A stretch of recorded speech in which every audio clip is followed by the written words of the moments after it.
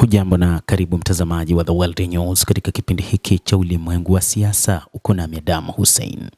Iran imefunga kwa muda anga yake mapema Alhamisi asubuhi na kutoa taarifa kwa maana notisi kwa wanahewa kwa safari zote za ndege isipokuwa zile za kimataifa zinazoingia na kutoka Iran kwa kibali rasmi, huku maafisa wa kijeshi wa nchi za magharibi wakisema hatua za kijeshi za Marekani nchini humo ziko karibu.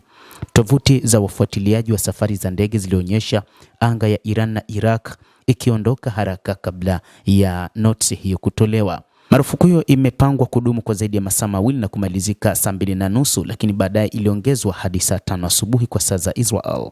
Shirika kubwa la ndege la India, Indigo, ilisema baadhi ya safari zake za ndege za kimataifa zimeathiriwa na kufungwa kwa anga ya Iran ghafla. Ndege ya Euroflot ya Urusi iliyokuwa ikielekea Tehran ilirejea Moscow baada ya kufungwa, kulingana na data ya ufuatiliaji kutoka Flightradar 24. Dalili zote ni kwamba mashambulizi ya Marekani yanakaribia, lakini ndivyo utawala huu unavyofanya, kuweka kila kitu kwenye vidole vyake. Kutotabirika ni sehemu ya mkakati, afisa wa kijeshi wa magharibi aliambia Reuters baadaye Jumatano.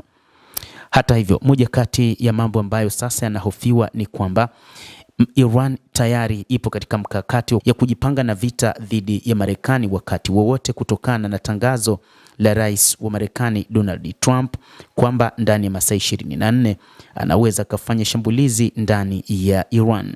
Baadhi ya waandishi wa habari nchini Iran wanadai kwamba kumekuwa na majaribio ya mfumo wa anga wa S-400 kutoka nchini Urusi ambao unafanyiwa majaribio nchini humo kwa ajili ya kulinda anga la nchi hiyo, hasa pale ambapo Marekani itaamua kufanya operesheni zake ndani ya nchi hiyo. Hata hivyo, kwa upande wa Marekani inadaiwa pia kwamba imewaondoa baadhi ya wanajeshi wake pamoja na wafanyakazi wengine, ikiwa ni pamoja na wale waliopo katika kambi maalum za kijeshi za Marekani, ikiwa ni pamoja na ile ya Al Udeid iliyopo nchini Qatar, baada ya tangazo la Iran kwamba haitaweza kuziacha salama kambi hizo za kijeshi katika mataifa ya Mashariki ya Kati. Hata hivyo, Marekani imewatangazia wa Iran endelee kufanya maandamano, huku ikiamini kwamba ni mpango ule ambao unapangwa na Iran wa kuendelea kuwa waandamanaji, ili iwe sababu mahususi ya kwa nini Marekani ilianzisha operesheni ama mashambulizi ndani ya Iran.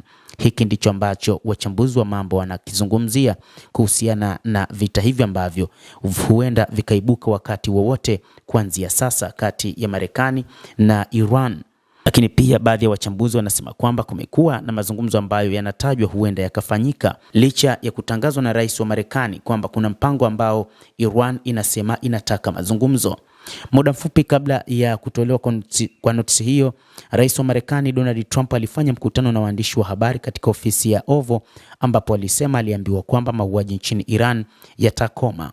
Hata hivyo, bado haijaeleweka ni namna gani rais huyo wa Marekani anaweza kuanzisha shambulizi ndani ya taifa la Kiajemi, kama ambavyo aliruhusu mashambulizi kwa kutumia ndege za Bankbuster na kushambulia miundombinu ya nyuklia ya Iran.